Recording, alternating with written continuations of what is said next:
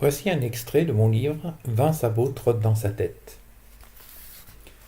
À 2 rangées de lui, une ravissante jeune fille attire l'attention d'Alexandre. Mais enfermée dans sa bulle de lecture, elle ne se soucie guère de ce qui l'environne. Il s'interroge. Il ne veut pas la déranger. Comment va-t-elle réagir? Ils ne se sont jamais vus. Pourtant, une petite voix lui murmure d'aller lui parler. Est-elle là pour ajouter des pétales à la fleur de sa passion, prête à éclore? Il fait un pas en avant, puis 2 en arrière, quand soudain, porté par une assurance insoupçonnée, il s'approche d'elle. C'est avec un grand sourire qu'elle l'accueille. Il ne s'attendait pas à une telle réaction, tout du moins avant qu'elle ne lui adresse la parole. Il pensait qu'elle serait surprise, voire agacée. Le jeune homme est rouge pivoine, subjugué qu'il est par ses grands yeux verts et la douceur de son visage. Ses longs cheveux noirs et soyeux couvrent le dossier de sa chaise. Elle l'invite à aller en chercher une et à s'asseoir tout près d'elle sans dire mot. Tout est dans le regard et la gestuelle, ce qui rend leur première rencontre si émouvante et si singulière. Alexandre jette un regard furtif sur sa présente lecture. Il s'agit d'un ouvrage de Victor Hugo, dont il a juste aperçu le titre en petits caractères en haut de ses pages jaunies. Juste à sa gauche, un autre lui saute aux yeux. Quelle extraordinaire coïncidence! Elle a choisi 20 chevaux et un cœur.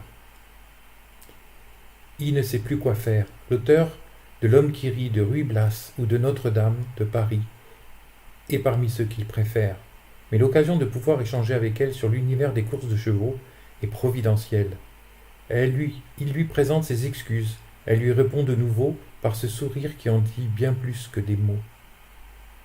En moins de temps qu'il ne faut pour l'écrire, les voilà à se dévoiler le moindre détail de leur passion commune, les yeux aussi pétillants que ceux des enfants devant leur cadeau de Noël. La seule digression qu'ils s'accordent est pour se murmurer leur prénom. Sarah est lycéenne et va entrer en classe de première. Elle le fera dans le même établissement que lui. Son père est jockey de plat, sa mère danseuse étoile à l'Opéra de Paris. Samedi, il a plusieurs montes sur l'hippodrome d'Évry, et le soir même, c'est sa compagne qui rayonnera de tout son talent et de toute sa grâce au sein du ballet le plus joué au monde, le Lac des Cygnes. Alexandre ne réalise pas encore ce qui lui arrive. Ici, dans une bibliothèque, il vient de faire la rencontre qui va redonner vie à bien plus que ces inoubliables moments passés en compagnie d'Agadir et de son entourage. Le temps défile. Une voix féminine grave annonce la fermeture dans 5 minutes. La jeune demoiselle lui glisse un morceau de papier délicatement détaché de son bloc, avec le numéro de téléphone fixe de ses parents et l'invite à la rappeler samedi en début de matinée. Ils se quittent en se faisant la bise. Nul ne sait lequel des 2 cœurs bat le plus vite. De retour à l'appartement, il retrouve ses parents, étonnés de voir Maurice déjà rentré. L'ambiance est loin d'être la même que celle entre Sarah et lui, à la bibliothèque. Il saisit vite qu'ils se sont disputés à propos du travail, sa mère ayant espéré que son mari ne s'engouffrerait pas aussi vite sur les routes de France en quête de contrat de location.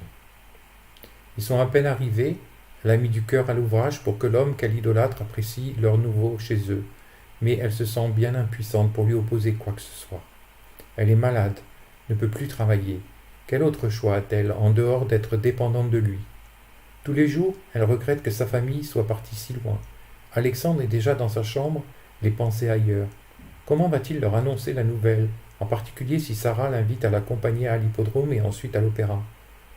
Peut-être seront-ils contents de se retrouver en amoureux et d'aller dîner quelque part. En se rendant dans la cuisine pour prendre son petit déjeuner, il s'aperçoit que son père n'est plus là. À voir Ginette en pleurs, il comprend qu'il a repris le cours de ce qui justifie ses absences et qu'il ne reviendra pas de sitôt. Et une énième fois, le voici à consoler celle qui le croit à son service, bien qu'elle ne l'ait au sien. Alexandre en profite pour lui parler de Sarah en se limitant au strict essentiel, juste qu'il risque de ne pas être là une bonne partie de la journée de samedi. Le téléphone sonne, le visage de sa mère pâlit. Elle est encore dans l'angoisse d'apprendre le pire. Point de gendarme au bout du fil, mais une voix d'une douceur infinie qui demande à parler à son fils. D'un regard qui en dit long sur son manque d'empathie, elle lui passe le combiné en lui lançant sèchement. « C'est cette fille que t'as rencontrée ?» Alexandre s'enferme dans sa chambre et s'évade avec Sarah, dans une conversation à la fois studieuse et enflammée. Elle a souhaité l'appeler un jour avant, afin de pouvoir passer un peu de temps avec lui. Ne serait-elle pas déjà amoureuse?